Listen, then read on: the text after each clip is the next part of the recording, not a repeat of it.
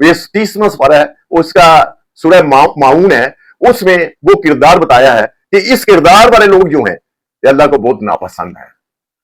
اس کی تلاوت کرتے ہیں پھر ترجمہ بھی کرتے ہیں۔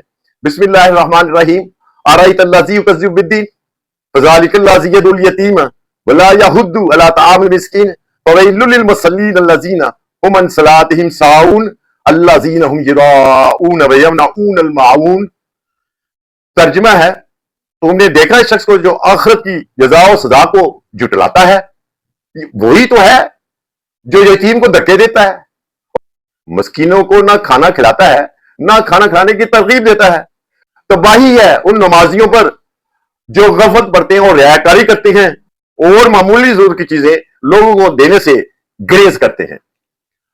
یہ ہے کردار، اس کو اللہ تعالیٰ ناپسند کرتا ہے۔